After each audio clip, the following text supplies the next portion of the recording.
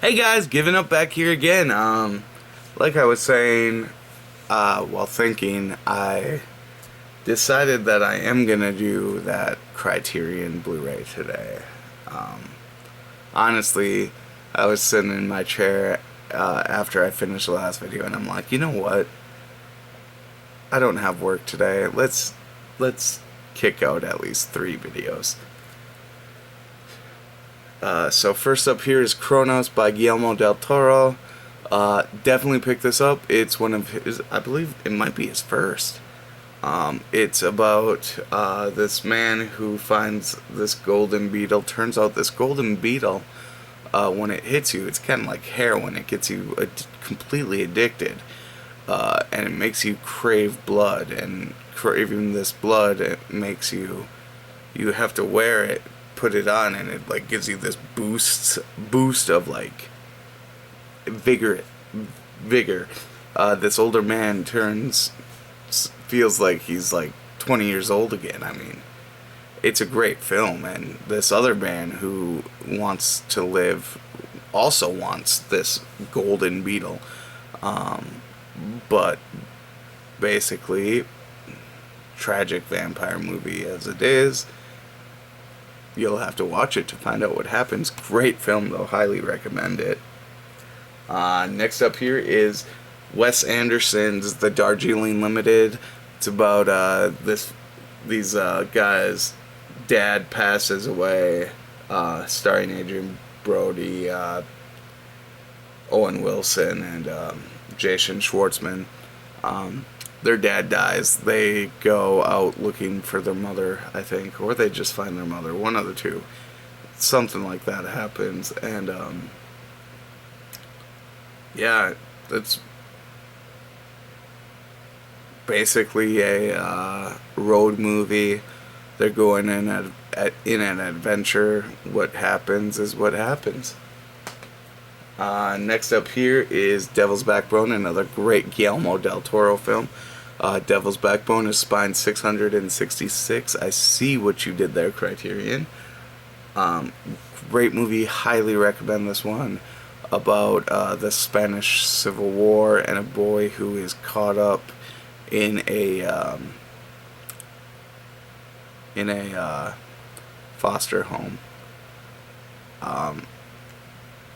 Such a great film. The pseudo sequel to this is Pan's Labyrinth, in case you didn't know. Next up here is I believe it's 70s masterpiece, Don't Look Down, about 1973. It's about a couple who go to Venice after a family tragedy, and there's murders around that town, and they see this short girl running around the town in a red jacket similar to the one that their daughter wore when she passed away. It was featured in Bravo's 100 Scariest Moments. It's a great film, highly recommend it. But that's all I'm going to tell you about that. Next up here is the French film Eyes Without a Face from 1960. Great black and white movie, great film, but mad scientist basically film about a man who was in a horrible car accident with his daughter, causing his daughter's face to scar up, become misinformed, so he makes her wear this mask, and this mask is a beautiful mask. Beautiful, and the way it's shot in this film is fantastic. But it's one of the creepier movies, and this doctor is abducting women and having them essentially just cut their face off and try to plant it onto his daughters. And the way that I probably should have been showing discs. I'll start showing discs now. But that is gorgeous art. Sorry about that. Next up is Wes Anderson's fantastic Mr. Fox, voiced by George Clooney, among other veterans in the field. Here's a digibook, thick booklet.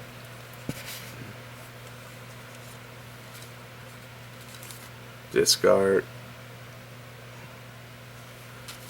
And here's the digibook art. Looks amazing. Highly recommend this animated film. Honestly, it's one of my favorite, if not my favorite, Wes Anderson film.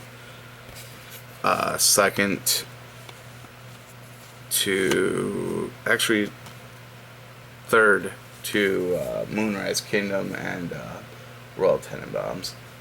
Next here is Godzilla or Gojira, however you want to call it. Really cool release. Unfortunately, when I bought mine from Best Buy during their 50% off sale, it got crushed. But I'm not one to complain. The disc and everything, it was alright. The pamphlet. It's kind of a smaller booklet for Godzilla, but you open it up, and then a Godzilla pop out.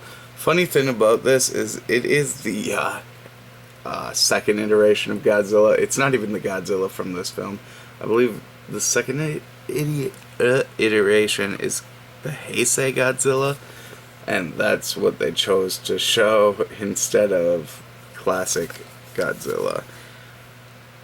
But it's kind of, that makes me laugh personally.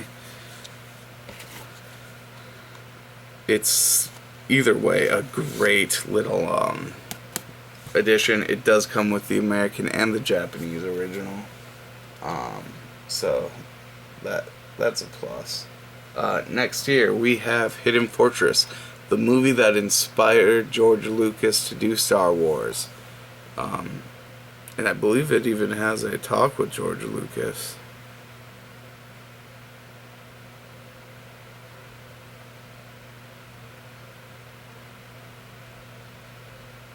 Yeah, interview from 2001 with filmmaker George Lucas about Kurosawa. George Lucas loved Kurosawa, and he definitely, you can watch this and then put Star Wars side by side. It is very in the same vein of the movie. Here's that. I believe the background art is nothing more than the trees. Yep, it's just trees, so not gonna bother. Next here is the 1977 Japanese movie House. Really just fucked up movie. That's all I can say about this movie, is it's fucked up, it's weird. If you like the sound of that, they go to a haunted house and weird stuff happens, like a 70s LSD trip. Watch it.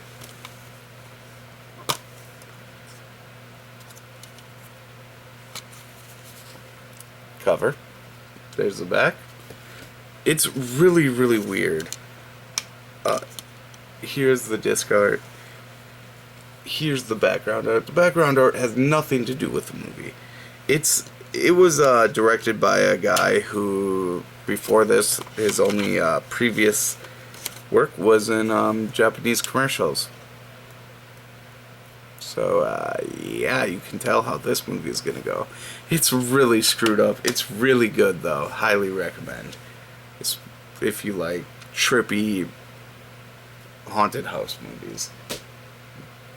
Next here is Island of Lost Souls, the classic Charles Lawton, Bela Lugosi film directed by Earl C.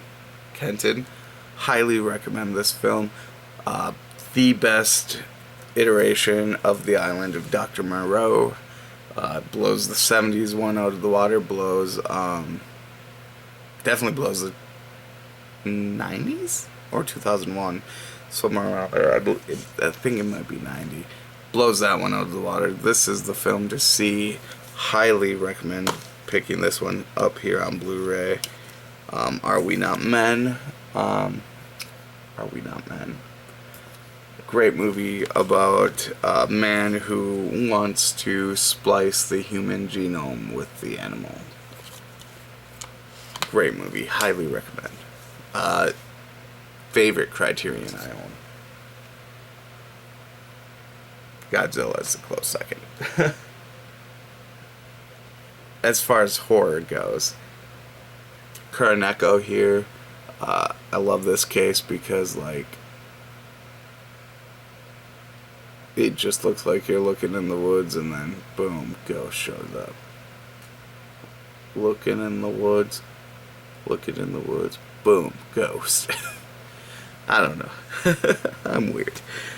This is about a woman and her daughter in feudal Japan. They got raped and murdered, and spirits are ripping out the throats of itinerant samurai. Basically, samurai come across these woods and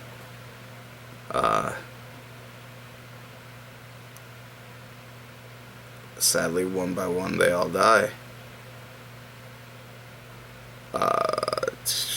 Highly recommend this film.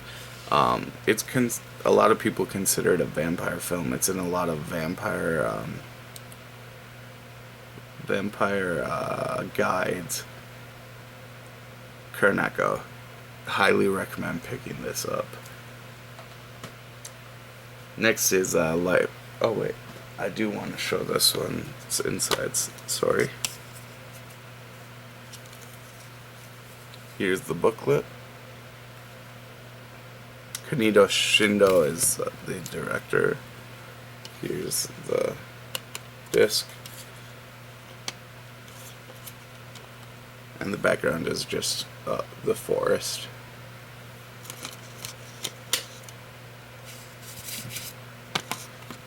But as I was saying, next up here is Life Aquatic, another Wes Anderson film. A great film starring Bill Murray, based on the life of, well, it's about Steven Zissou, but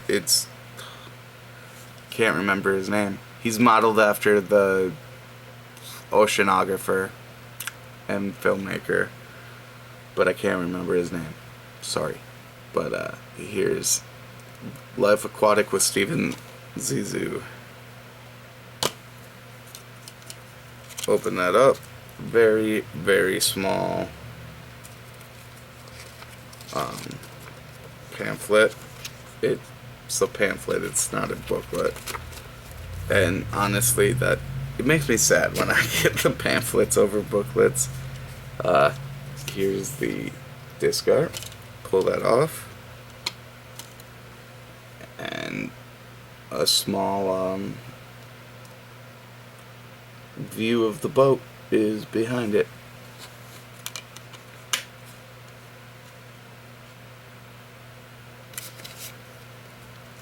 Alright, going next. Ingmar Bergman's Persona. Great film about a woman who is an actress who refuses to talk, and her nurse. Or are they the same? Ooh. Birdman is definitely, he's his own man. Highly recommend this film. Comes with 2 DVDs and a Blu-ray. I really like when we're given just massive booklets from Criterion. Highly recommend checking this film out, guys. Instead of giving my synopsis, I'll just read the synopsis from the back.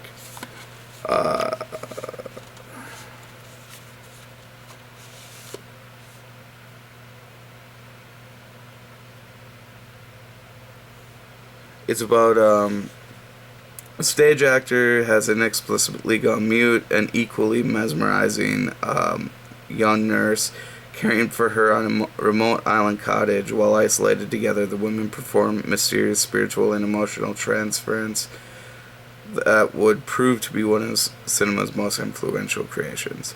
Acted with the astonishing nuance and shot in influential creations, shot in stark contrast and soft light.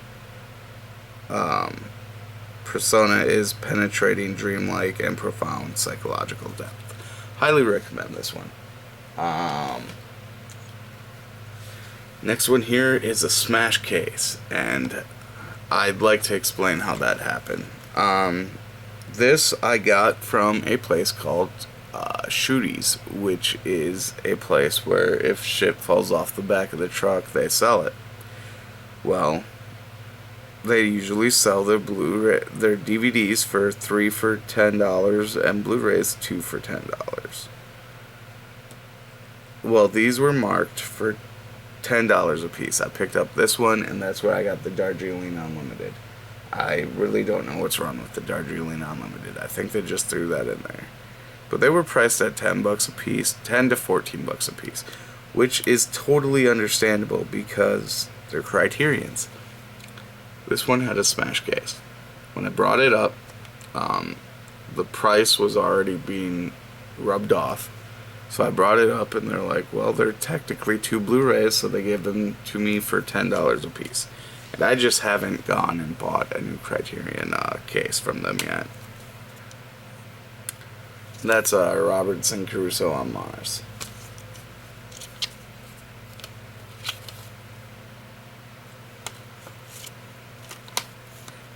I actually haven't watched this yet since I got it, and I got that like 3 years ago. I've never seen it.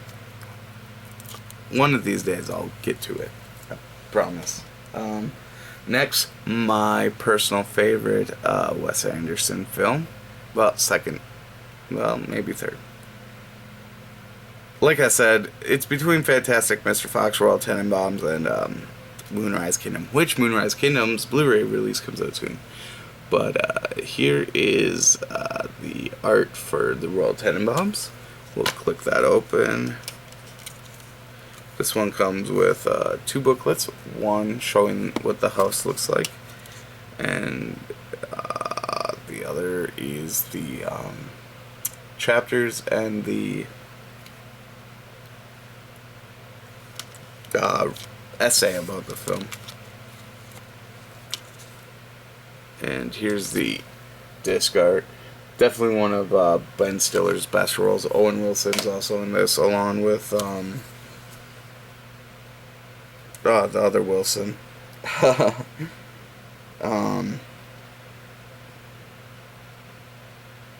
Luke Wilson, and Gwyneth Paltrow's also in it. Next here is Sansho the Bailiff, a wonderful, great, sad movie. Feudal Japan warlords, a man who doesn't want there to be slaves in his country anymore. Not in his country, in his district anymore, is taken out of power. And his kids are taken. He's exiled and on a trip where his wife and kids are going to visit him. They're stolen and sold into slavery.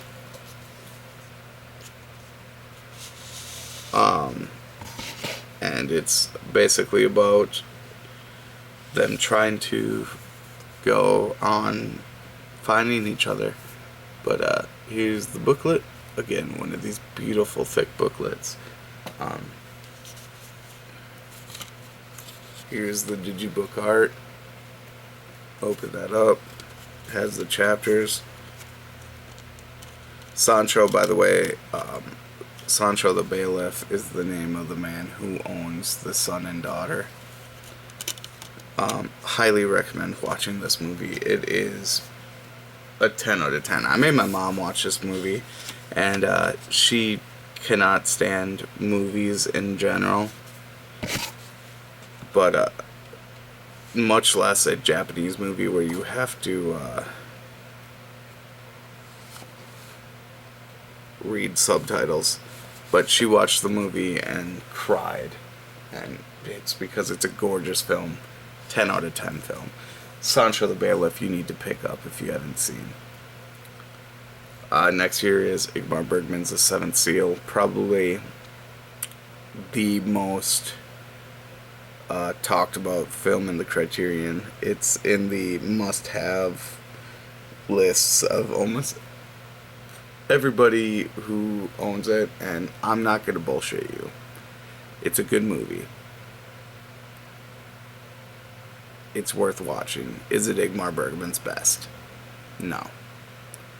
Should you own it for collector's purposes, such as the fact that it's a great film, one of the most talked about films, one of the highest rated films ever made? You should own it. But don't let people change your opinion just because they think it's amazing. It's a good movie. I highly recommend watching it. I love it personally, but if you don't like it, you don't like it. Because there's times where I've said, yeah, it was a pretty good movie. I enjoyed it, that's for sure. But it felt off, and people are like, wow, just wow. And I'm like, whatever.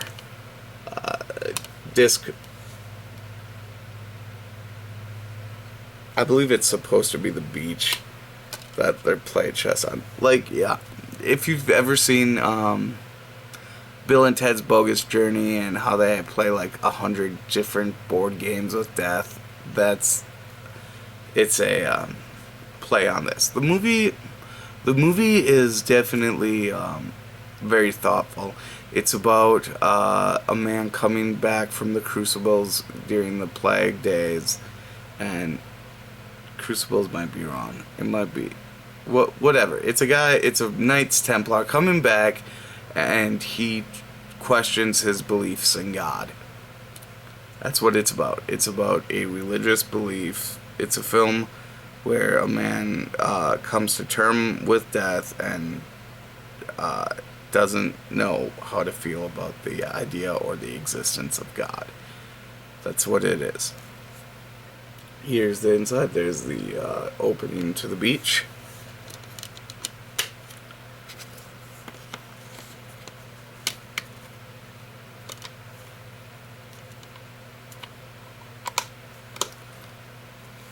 Just watch it.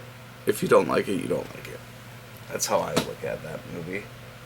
I don't judge people who don't like it. And our last film here is Danny Boyle, the man who gave us 28 Days Later, his, I believe, first film, and it stars Ewan McGregor in one of his first film roles. This is about a guy, these people are looking for a new roommate, and this guy comes in, he wants to room with him, he dies, turns out he has a lot of money, they need to hide the body. I mean, he dies, they need to hide the body, and people come looking for the money. Really good film, highly recommend it. It's a horror comedy, disc art,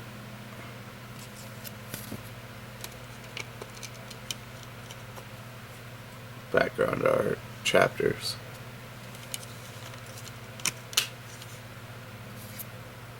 And the book pamphlet. Alright guys, but that's it from me to you. I'll talk to you cats later. Bye.